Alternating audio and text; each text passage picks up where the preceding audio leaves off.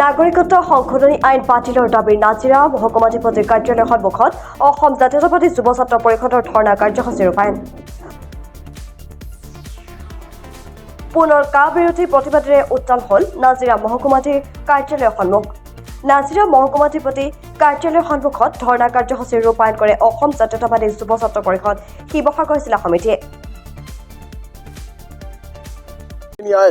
চমুকৈ কা অসমীয়া মানুহে কোনোদিন মানি লোৱা নাই আৰু মানি নলয় ভৱিষ্যতলৈও। কাৰণ অসমীয়া জাতিৰ আহিবলগীয়া ভৱিষ্যত প্ৰজন্মই এই অসমত থাকি যে বাংলাদেশীৰ হাতত খেদা খাব লাগিব এইটো নিশ্চিত কথা, এইটো সত্য কথা।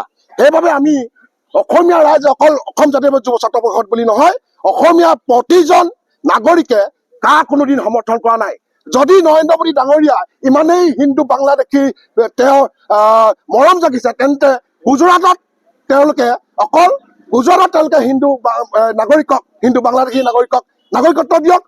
কিন্তু এই অসমত বাংলাদেশী চৰণীয়া পথাৰ বা বিদেশী চৰণীয়া পথাৰ আমি কৰিব নোৱাৰো। তাৰ বিপৰীতে আমি অসমত ILP তাৰমানে অন্তৰ্জাতিক পাৰপত্ৰ ব্যৱস্থাপনা কৰিবলৈ আমি দাবী জনাইছো। আৰু কাক কোনো পৰ্যায়ত প্ৰতিজন অসমীয়াই অসম জাতীয় যুৱ ছাত্ৰ পৰিষদৰ লগতে প্ৰতিজন অসমীয়াই কাক কোনোদিন মানি নলয় আৰু নলওঁ।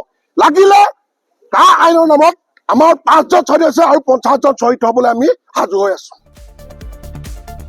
অৰ্ধশতাধিক প্ৰতিবাদকাৰীয়ে হাতে হাতে প্লে কাৰ্ড লৈ বিভিন্ন চৰকাৰ বিৰোধী শ্লোগানেৰে নাজিৰা মহকুমাধিপতি কাৰ্যালয়ৰ সন্মুখ উত্তাল কৰি তোলে।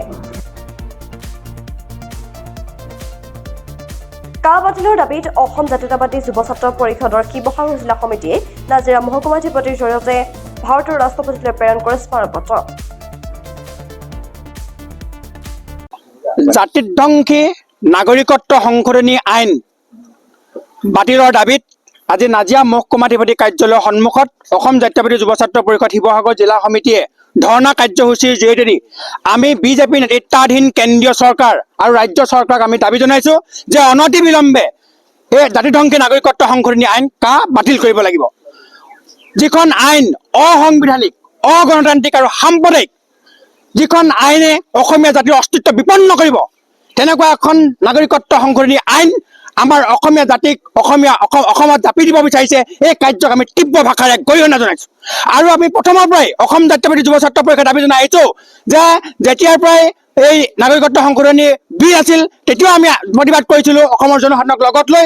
আৰু আজিও আমি কৈছো যে যিকোনো কাৰণতে অসম নাগৰিকত্ব সংশোধনী আইন বাতিল কৰিব লাগিব। যিখন আইনে অসমীয়া জাতিৰ ভাষা সংস্কৃতিক নিৰ্শেষ কৰিব, যিখন বিধেয়কে, যিখন আইনে অসমীয়া জাতিৰ অস্তিত্ব বিপন্ন কৰিব, তেনেকুৱা এখন নাগৰিকত্ব সংশোধনী বিধেয়ক আমাক নালাগে। আৰু আমি অসম জাতীয়বাদী যুৱ ছাত্ৰ পৰিষদে আমি তীব্ৰ ভাষাৰে গৰিহণা জনাই কৈছো, সৌসিদিনা অমিত শ্বাহে কৈছে যে যেতিয়াই নিৰ্বাচন আহিব তেতিয়াই তেখেতে কাৰ কথা প্ৰসংগ আনে।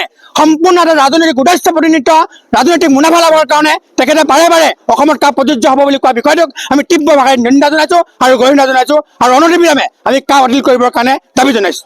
নাজিৰাৰ পৰা জুলফিকাৰ আলী ৰিপৰ্ট, প্ৰাতঃ টাইম ডিজিটেল। শদিয়াৰ পৰা ধুবুৰীলৈ, বৰাকৰ পৰা ব্ৰহ্মপুত্ৰলৈ সকলোৰে মাজত চিনাকি এটা নাম প্ৰাতঃ টাইম।